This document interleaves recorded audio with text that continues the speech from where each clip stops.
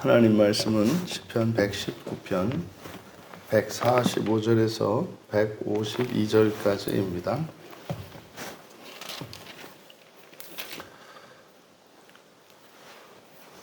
우리 같이 한 목소리로 읽겠습니다. 여호와여, 내가 전심으로 부르짖어 싸우니 내게 응답하소서. 내가 주의 교훈들을 지키리이다. 내가 주께 부르짖어 싸우니 나를 구원하소서. 내가 주의 증거들을 지키리이다. 내가 날이 밝기 전에 부르짖으며 주의 말씀을 바라싸우며 주의 말씀을 조용히 읊조리려고 내가 새벽녘에 눈을 떴나이다. 주의 인자하심을 따라 내 소리를 들으소서. 여호와여, 주의 규례들을 따라 나를 살리소서. 악을 따르는 자들이 가까이 왔사오니 그들은 주의 법에서 머니이다. 여호와여, 주께서 가까이 계시오니 주의 모든 계명들은 진리니이다. 내가 전부터 주의 증거들을 알고 있었으므로 주께서 영원히 세우신 것인 줄을 알았나이다. 아멘. 히브리어 19번째 알파벳 코프입니다. 우리 한글의 키읔에 해당하는 자음입니다. 부제로는 영원을 위해 사는 이들을 위하여 라고 제목을 붙였습니다. 각 절의 첫 단어, 코프로 시작하는 첫 단어들을 먼저 살펴보면 145절에 부르짖다라고 하는 카라입니다. 카라의 번역인 부르짖다, 부르짖어 싸우니. 그리고 146절도 똑같이 부르짖어 싸우니 카라. 그리고 147절에 내가 날이 밝기 전에, 지금 우리말 성경에는 해석이 되어 있지 않습니다.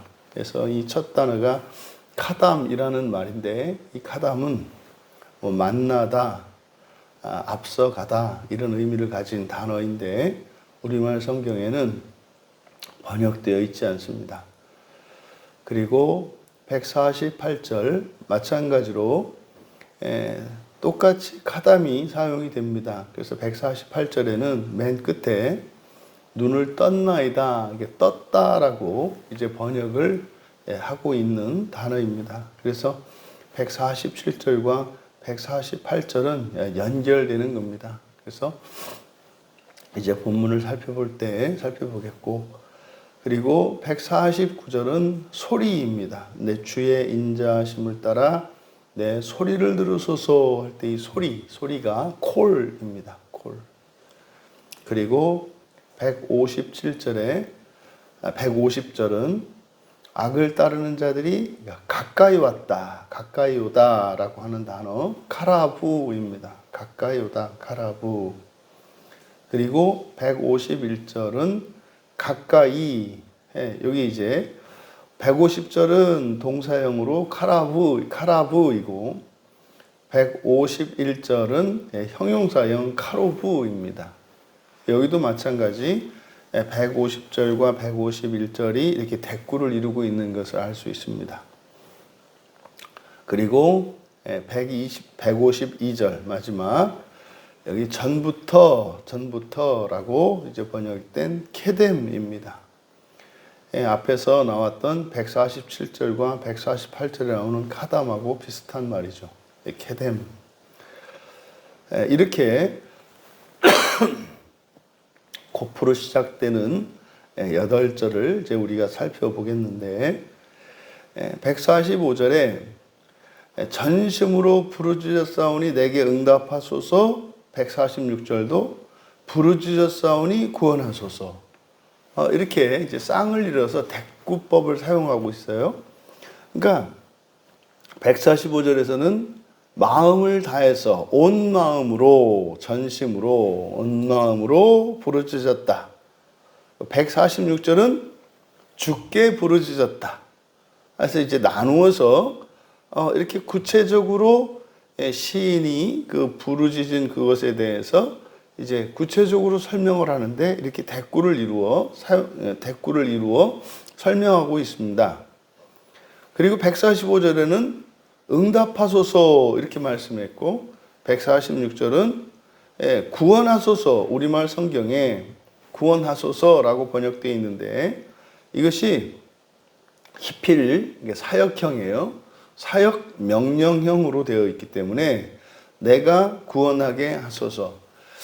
지금 우리가 기독교 신앙에서 이제 굉장히 우리가 잘못 알고 있고 그래서 그로 인해서 기독교 신앙이 이렇게 쪼그라든 게 무엇이냐면 잘못된 구원관입니다. 구원관.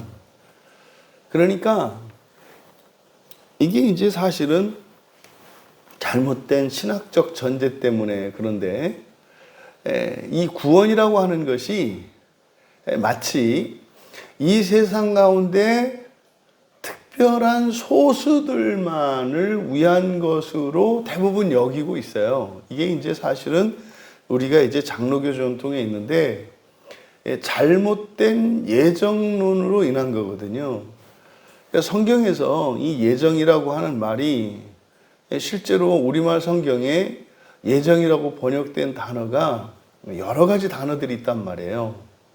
그래서 어쨌든 신학적으로 일명 이제 예정과 유기라고 하는, 그래서 하나님의 선택과 유기, 하나님이 구원하도록 선택한 자들이 있고 영원히 버리기로 정하신 유기된 자들이 있다라고 하는, 이거는 매우 잘못된, 그리고 실제로 칼빈주의 내에서도, 그러니까 개혁주의 내에서도 이것이 일치된 견해가 아니에요. 소수 견해란 말이에요. 그것을 마치 예정론인 것처럼, 그래서 그 잘못된 예정론적 전제 때문에 이제 성경에서 말하는 구원관이 완전히 쪼그라드는 겁니다. 그래서 구원은 그저 개인적 수준의 구원으로만 생각한다고요. 그것도 뭡니까? 이제 종말론적 구원으로 생각한다고요. 그러니까 얼마나 이 성경이 정말 말도 안 되게 왜곡되고 오해되는지 몰라요. 여러분, 이 선택할 때는, 이 선택이라고 하는 것은 전체를 구원하시기 위한 하나님의 도구로서, 구원의 도구로서의 선택이에요. 그러니까 아브라함을 선택했을 때는 아브라함을 선택해서 아브라함을 통해서 모든 인류를 더 나아가 온 우주를 구원하시려고 하는 겁니다. 그뿐만 아니라 창세기 1장과 2장으로 거슬러 올라갔을 때 창세기 2장에 등장하는 하아담, 그 사람이죠. 아담은 사람이고 하아담, 그러면 그 사람이란 말이에요. 그러니까 창세기 2장에 등장하는 그 아담, 그 사람, 하아담은 창세기 1장에 창조된 모든 사람들을 구원하기 위한 선택을 받은 사람이 하아담이에요. 그 아담이거든요. 그래서 창세기 2장의 선택을 통해서 창세기 1장 6째 날까지 창조가 완성되었던 모든 피조세계 전체를 새롭게 창조하시려고 하는, 사실은 이 새 창조가 구원의 핵심이거든요. 그것을 위한 선택입니다. 그게 이제 아브라함뿐만 아니라 이제는 더 거슬러 올라가 오늘날 예수 그리스도를 믿는 믿음 안에서 사도들의 전통 위에 세워진 기독교인의 선택은 세상 모든 종교 가운데 기독교만 구원하겠다라는 것이 아니라 세상을 구원하기 위한 하나님의 백성된 자들로 선택하는 거예요. 이게 구약의 이스라엘의 12자손을 보면은 12지파 가운데 레위 지파는 하나님께 속한 지파죠. 그래서 이 12지파 중에서 레위 지파가 들어감으로써 실제로 그러면 하나가 빠지게 되지 않습니까? 그래서 요셉의 아들 에브라임과 므낫세를 아버지의 반열로 올려서 요셉의 자식을 2지파로 만들어 버린다고요.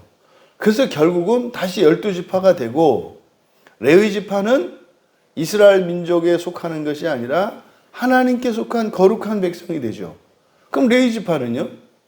하나님과 세상 사이를 중보합니다.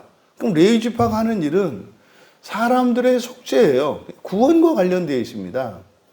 그래서 광야를 지날 때 이 레위 지파에 속한 사람들은 그대로 다 들어간단 말이에요. 지파 전체가 이렇게 들어간 것은 레위 지파밖에 없어요. 여호수아와 갈렙을 제외하고 광야에서 태어난 2세대들을 그리고 레위 지파 출애굽한 사람들 중에 한 지파로서 온전히 들어간 것은 레위 지파밖에 없단 말이에요. 그러니까 이 구약의 이스라엘의 12자손 가운데 레위 지파를 통해서도 하나님의 선택이라고 하는 것이 무엇인지 알 수 있단 말이죠. 그러니까 오늘날 그리스도인은요, 온 우주 전체를 구원하시기 위해서 하나님의 택함을 받은 사람들이에요. 거기에는 우리의 자원하여 나오는 게 있죠. 레위 지파도 마찬가지입니다. 레위 지파는 원래 저주받았잖아요. 시므온과 레위가 저주를 받았음에도 불구하고 그들이 송아지 우상 사건 때 하나님 편에 서는 바람에 그들이 선택을 받잖아요. 그러니까 그들의 참여가 있었단 말이죠. 그러니까 오늘날 그리스도인도 다른 민족 모두를 구원할 뿐만 아니라 창조 세계 전체를 구원하기 위해서 택함을 받은 사람들이에요. 이게 선택이고 이게 예정입니다. 그러니까 그래서 이 선택이라고 하는 것을 우리가 잘 모르기 때문에 지금 146절 같은 경우에 이거는 나를 구원하소서, 이거는 그냥 히브리어에 대한 기본적인 문법 이해만 있어도 이렇게 번역하면 안 된다는 것을 목회자들은 다 알 수 있단 말이에요. 그러니까 히필이니까 사역형이에요. 시키는 겁니다. 그러니까 나를 구원하는 게 아니라 내가 구원하게 하소서, 이렇게 되는 겁니다. 내가 구원하게 하소서. 그럼 여러분, 이 뉘앙스가 완전히 달라지죠. 지금 145절과 146절은 하나님께 부르짖는, 그러니까 간절히 기도하는 내용이거든요. 간절히 기도하는 내용인데 45절과 45절에서는 내게 응답해 주십시오, 이렇게 간절히 기도한단 말이에요. 어떻게? 온 마음을 다해서. 그래서 내가 주의 교훈을 지킬게요. 이때 교훈은 교훈이라고 하면 안 되고 율례입니다. 율례, 호크거든요. 그러니까 이 율례, 호크는 신앙과 관련된 것이기 때문에 뭐 우리들의 예배 생활과 같다, 뭐 이렇게 말씀을 드렸잖아요. 근데 이 내용을 조금 더 146절에서 자세하게 설명을 하는 건데, 주께 부르짖은 것이 왜 부르짖었는지, 그리고 왜 응답해 달라고 했는지 145절에서. 146절은 뭡니까? 내가 구원하게 하소서예요. 내가 구원하게 하소서. 이게 뭐냐면 우리들이 안타까움이 있잖아요. 우리 부모 형제 중에, 일가 친지 중에 아직 예수를 믿지 않는 분들이 있잖아요. 기도 제목이잖아요. 또 여러분과 함께 생활하는 여러분 주변에 있는 사람들 가운데 아직 예수님을 알지 못하고 구원의 의미를 알지 못하는, 그저 이 세상에서 뭐 버러지나 동물이나 뭐와 다를 바 없이 그저 세상 사는 동안 좀 폼나게 살다가 죽는 게 사람이라고, 만물의 영장인 사람이 그래도 뛰어난 지성을 가진 고등동물이라고 생각하는 이런 사람들이 있잖아요. 사는 게 단 줄 아는 분들, 그분들에 대한 안타까움이 있지 않습니까? 그러니까 지금 이 시는 그런 거예요. 주께 부르짖는 이유가 뭡니까? 내가 구원하게 하소서. 왜 이런 고백이 나오겠습니까? 인생이라고 하는 것이 이 살아서 끝나는 게 아니라 죽음 이후에도 사후의 인생이 있다는 거. 이 세상 사는 동안도 뭐 잘 먹고 잘 사는 사람이 있고 너무나 비참하고 가난하고 고통 속에서 살아가는 사람이 있듯이 죽음 이후에도 똑같이 그런 세상이 있다는 것을 깨달은 자들의 마음이에요. 이 세상에서 일어나는 차별과 이런 불평등의 문제는 이것도 작다고 할 수 없겠습니다만 그렇게 뭐 못 살 것도 아니에요. 그냥 자기 마음만 비우고 살면 살 수 있다. 이게 불교 아닙니까? 에? 뭐 엄청 가진 게 자랑인 것 같고 그거 있어봐야 지키느라 어렵고 다 뭐고 별 볼 일 없다. 그냥 다 내려놔라. 그럼 세상이 편하다. 가족도 버리고 다 버리고 혼자 사면서 그냥 자연과 네가 그냥 무라일체가 되어서 이렇게 살면 살만하다. 생각나걸랑 바늘로 찌르고 손 태우고 막 그렇게 아파서 생각 안 나고 정 안 되면 쫄쫄 굶겨라. 아무 생각 없다. 실제로 그렇거든요. 실제로 그렇거든요. 그러니까 이 세상 사는데 이 불평등과 차별의 문제는 피할 수가 없어요. 이 도둑놈과 못돼 먹은 놈들을 이거 어떻게 씨를 말릴 수가 없어요. 이게 무슨 잡초 같아서 계속 살아나거든요. 그러니까요, 못되고 악하고 거짓말하고 사기치고 하는 사람들이 너무 많고 너무 잘 돼요. 그걸 어떻게 할 수가 없다 이 말이에요. 그런데요, 절대로 그런 일이 일어나지 않는 세계가 사후세계란 말이에요. 못된 놈은 못된 거에 대해서 반드시 응분의 대가를 치르게 됩니다. 착하고 정직하게 살아간 사람은 반드시 그거에 대하여 보상을 받는 세상이 있습니다. 사후세계예요. 근데 그게 말입니다. 그럼 사후세계에 막상 들어가서 그렇게 사는 것은 너무 두렵고요. 너무 행복한 거예요. 그러니까 그거를 살아생전에 준비할 수가 있는 거예요. 그러니까 어떻게 해요? 이 세상에서의 삶을 착하고 성실하고 예수 믿고 살아가면 나로 인해서 조상들과 자손들에게까지 그리고 착하게만 살아간다면 죽음 이후에는 영광스러운 삶을 살 수가 있다는 것을 아는 사람들은 그걸 전하지 않을 수가 없는 거예요. 지금 이 기도가 그런 기도입니다. 내가 구원하게 하소서. 근데 이게 돼요? 안 돼요. 이렇게 전해야 되겠는데 전달이 안 돼요. 듣지를 않아요. 그것도 안타까운 게 뭐예요? 뭐 그럴만 하면 이해가 돼요. 뭐 세상 사는 게 부족한 것도 없고 뭐 자기 능력이 출중해서 뭐 그냥 너무 행복하게 살고 뭐 그래도 불쌍한데 그러지도 않으면서 안 들어요. 그러니까요. 또 나는 또 그 별 볼 일이 없네?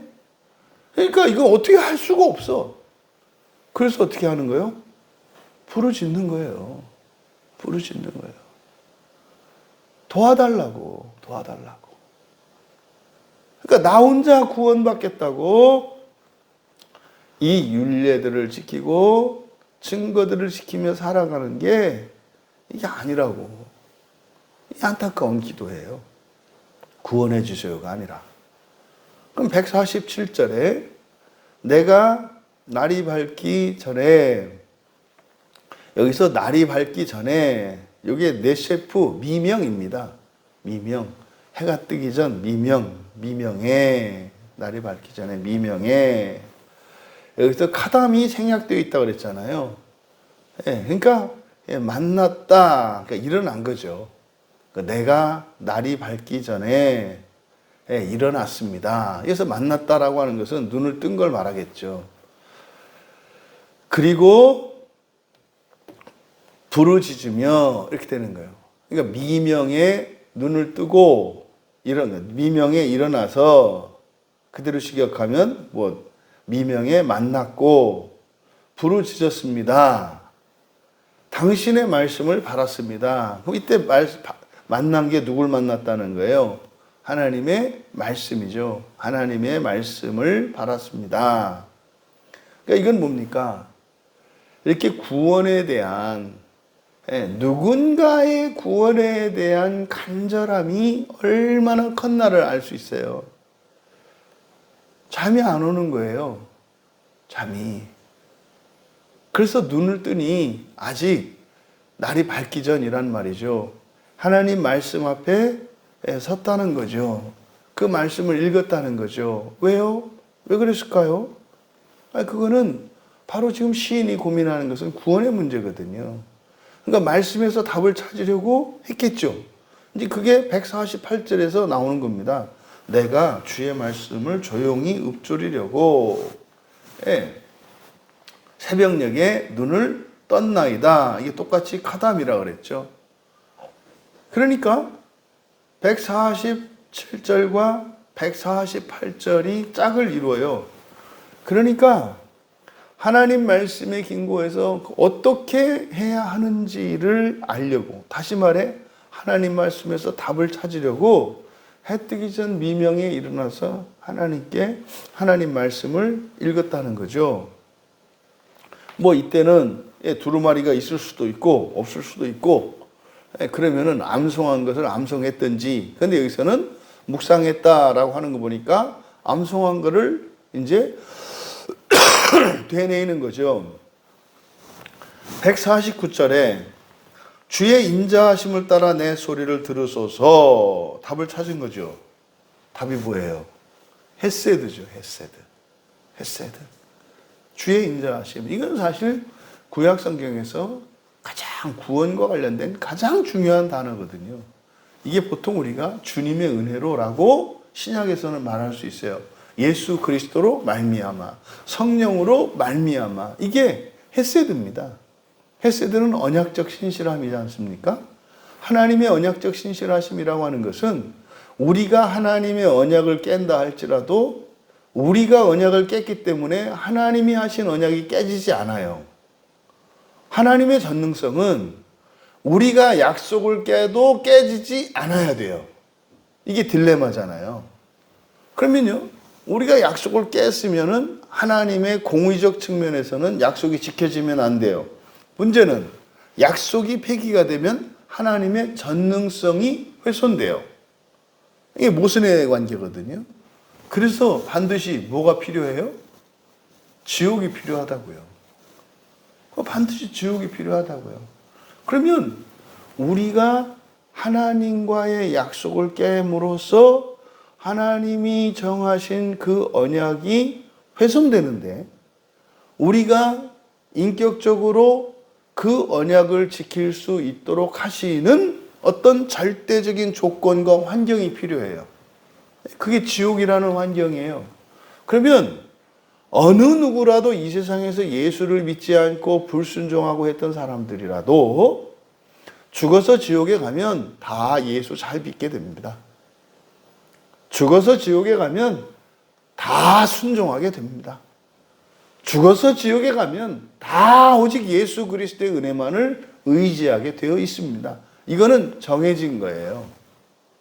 이게 헤세드입니다. 헤세드. 그러니까 시인이 주의 인자하심을 따라 당신의 헤세드죠. 헤세드와 그리고 인자하심을 따라 내 소리를 들으소서.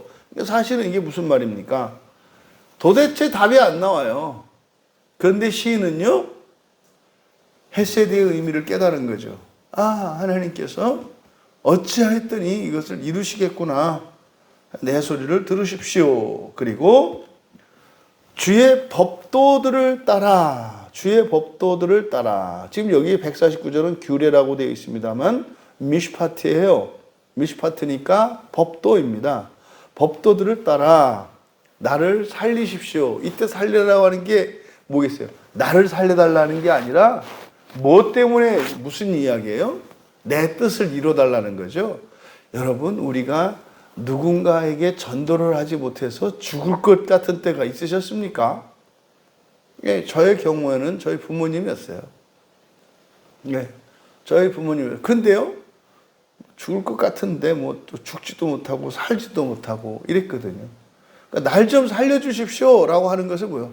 아니, 도대체 부모님한테 효도하라고 해놓고 왜 부모님이 예수를 믿지 않고, 왜 부모님에게 전도가 안 되고, 왜 내 사랑하는 형제 자매들에겐 전달이 안 되고, 왜 이렇게 같이 예수를 믿는데도 첫째 부활과 하나님 나라라도 도시대 이건 도대체 뭐 알지도 못하면서 뭐 그냥 아니라고만 하냐 말이에요. 이게 죽겠는 거죠. 날 좀 살려주세요. 이게 살려달라는 게 시인이 뭐가 잘못되고 이런 게 아니에요. 이건 지금 전형적인 프로시케의 기도예요. 여러분을 하나님이 부르셨어요. 여러분이 예수님을 믿으셨죠. 그럼 거기에는 우리가 발견한 약속이 있어요. 어떤 약속입니까? 여러분들 가문의 구원이에요. 우리 민족의 구원이에요. 그게 있는 거예요. 아니 그러니까 권씨 집안에 인물 난 거 아니에요, 집사님이. 그 가문의 약속이 있다 이 말이에요. 그러니까요, 마냥 떨고 아니면 어떡하지 뭐 이러는 게 아니라 나를 예수 안으로 이렇게 두신 걸 보니까 우리 가문에 대한 하나님의 구원의 계획이 있으신 거였구나. 그래서 우리는 약속의 기도를 할 수 있는 거예요. 아닐 수도 있지 않나? 또 목사님 얘기 들으면 긴 것도 같고 아니면 어떡하지? 뭐 이럴 필요가 없다 이 말이에요. 이게 약속, 이게 프로시큐잖아요. 그러니까 지금 이 시편에서 이 시인이 이야기하는 이 기도, 이것은 우리가 얘기하는 날 좀 보소, 날 좀 살려주소 이 얘기가 아니라 이건 지금 뭡니까? 내 주변에 사랑하는 누군가를 구원하기 위한 간절한 중보기도예요. 중보기도예요. 어쩌면 이게 사실 대제사장적 기도 아니겠습니까? 150절에 악을 따르는 자들이 가까이 왔사오니 그들은 주의 율법에서 머니이다. 이게 이제 여기서 악을 따르는 자 그런데 이 악이라고 번역한 것은 정확하지 않고요. 진마라는 단어인데 이 진마는요, 악한 계획을 세우는 사람들이에요. 일반적으로 성경에서 우리가 악이다 그럼 뭐라 그랬습니까? 우리에게 해가 되는 거라 그랬잖아요. 근데 이 진마는 계획이거든요. 계획, 계략 이런 건데 악한 계획을 말해요. 악한 계획.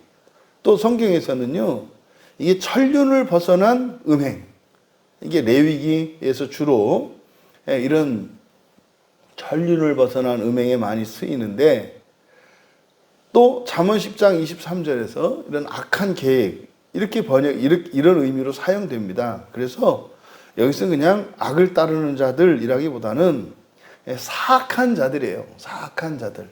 그래서 악한 계획을 세우는 사람들, 악한 계획을 세우는 자들이 가까이 왔습니다. 그들은 주의 율법에서 멉니다. 그러니까 주의 율법으로부터 멀어졌습니다니까요. 이들은 율법 안에 있다가 멀어진 사람들이에요. 이방 민족들이 아니에요. 그러니까 지금 여기서 악을 따르는 자들은 신약 성경에서 나오는 거짓 교사들이에요. 거짓 교사들. 그들이 복음에서 떠난 하나님 말씀에서 어긴 자들. 대표적인 게 뭡니까? 예수의 이름으로 종교 재판을 자행했던 이 못돼 처먹은 놈들. 오늘날 예수의 이름으로 2단 3단 하면서 그리스도의 몸된 교회를 가르는 놈들. 예수의 이름으로 증오심을 조장하고 선민의식에 빠져있는 놈들. 이 놈들이 악을 따르는 자들이에요. 이들이 율법에서 떠난 자들이에요. 하나님은 이 세상과 하나님 나라를 하나 되기 위해서 사람이 돼서 오셨는데 이 교회 안에 자꾸 이간질하고 분열하는 놈들이 있어요. 이게 마귀를 따르는 놈들이거든요. 이것을 여기서는 악을 따르는 자들, 그들이 뭐하다? 율법으로부터 멀어졌다 이렇게 얘기한단 말이에요. 그러니까 여기서는 율법에서 떠나간 자들이에요. 율법으로부터 멀어진 자들이니까 율법에서 떠나가자. 이건 내부의 적이에요. 물론 적이라 그래서 영원한 적은 아니죠. 하나님의 말씀을 대적하는 사람들을 말하는 거예요. 근데 이 사람들이 하는 짓은 원수지만 어차피 이들도 우리와 한 몸이다. 이걸 잊으면 안 돼요. 근데 지금 여기서 시인이 150절에서 이 말씀을 하는 이유가 뭐겠습니까? 하나님의 말씀을 가지고 하나님의 구원을 가로막아요. 되게 마음이 아픈 거예요. 오늘날 정말 이 기독교 교회 안에 이런 일들이 계속되고 있거든요. 하나님의 이름으로 사람을 죽이는 일은 없어요. 하나님의 이름으로 가르는 일은 없어요. 하나님의 이름으로요, 죽여야 되고 갈라야 되는 상황은 성경에서 우리에게 뭐라고 가르치죠? 네가 고난을 결단해라, 이렇게 가르치거든요. 네가 불편을 감수해라. 네가 희생을 영광스럽게 받아들여라, 이렇게 가르치거든요, 성경은. 근데 오늘날 언제부턴가 어떻게 됐어요? 정의의 이름으로 저주하고 처단하고, 특히 지금 오늘날 이 한국교회 심각한 문제. 아니, 지들이 뭐라고 무슨 재판관도 아니고 2단, 3단을 결정하고 구원을 받고 못 그래. 아니, 어떻게 말도 안 되는 일이 일어난단 말이에요. 근데 이게 말입니다, 이때도 있었던 거예요. 늘 있는 거예요. 늘 있는 거예요. 그러니 예수님이 오셨을 때 그렇게 수치와 모욕과 멸시를 당하시고 십자가에 못 박혀 돌아가시는 게 이상한 일 아니에요. 늘 그런 거예요. 그러니까 이게 지금 150절의 이야기입니다. 그런데요, 괴롭잖아요. 이게 뭐지? 이게 뭐지? 그러니까요, 내가 잘못하는 거 아닌가?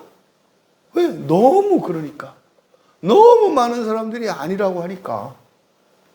그래서 시인이 151절에서 여호와여 주께서 가까이 계시오니 주의 모든 계명들은 진리입니다. 이게 뭡니까? 시인의 고민이에요.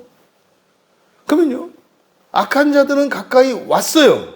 근데 151절에 여호와는 어떤 분이에요?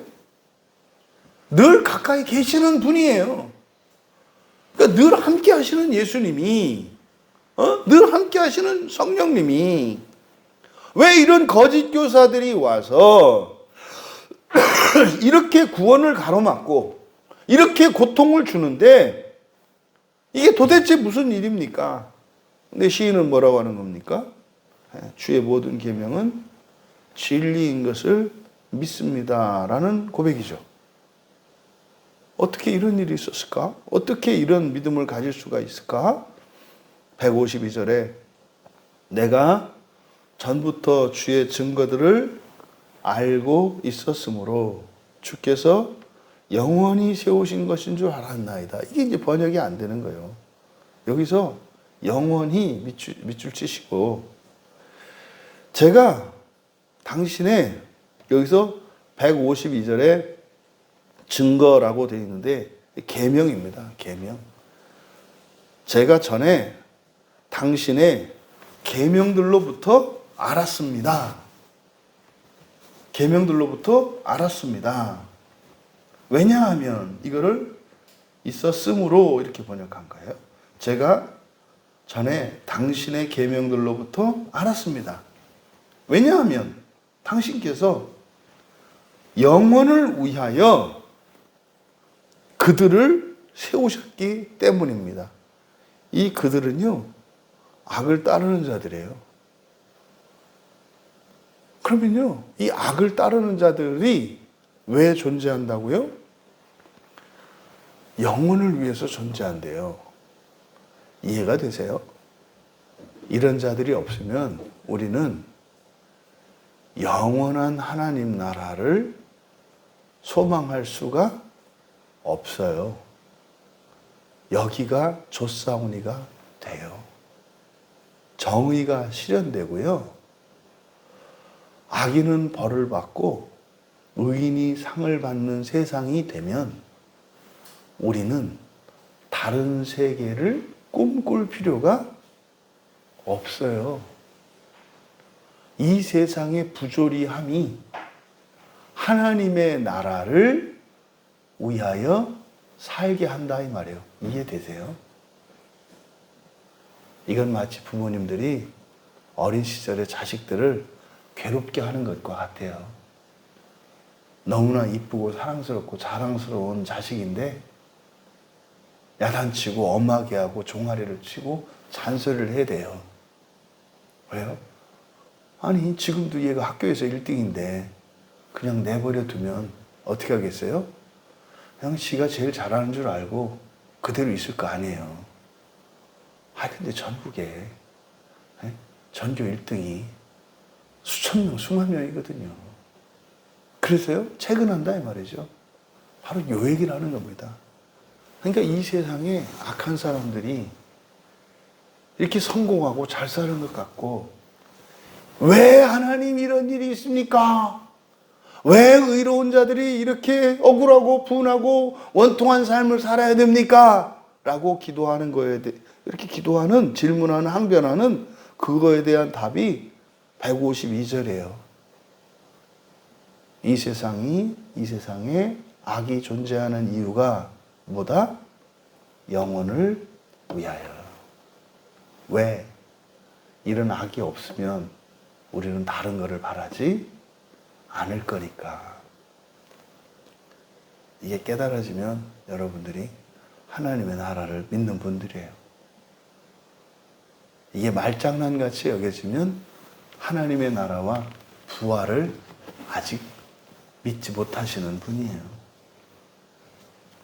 영혼을 위해서 사시는 여러분, 우리가 이 세상을 살아가는 동안 이렇게 사악한 자들이, 악한 자들은 진리를 알지 못하는 사람들, 신앙 바깥에 있는 사람들이에요. 근데 이 사악한 자들은 같은 신앙 안에 있는 자들인데 진리를 따르지 않고 진리로 사랑과 연합을 깨는 이들이 있단 말이에요. 그들이 있는 이유가 뭐다?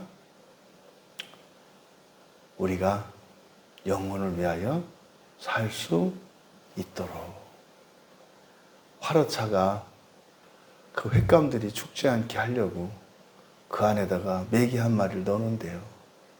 그러면 그게 막 잡아먹으려면 그 화로차에 있는, 수족관에 있는 그 횟감 생선들이 죽지 않으려고 막 힘을 내서 여기 어시장에 올 때까지 다 살아있답니다. 그러니까 그 메기를 집어넣는 이유는 그 잡아먹으라고 넣는 게 아니라 사실은 뭐예요? 살라고. 신앙을 지키면서 살라고. 여러분, 이 세상에 악한 자들의 이 득세로 인해서 기죽지 말고 오히려 그것 때문에 신앙에서 위축되지 마시고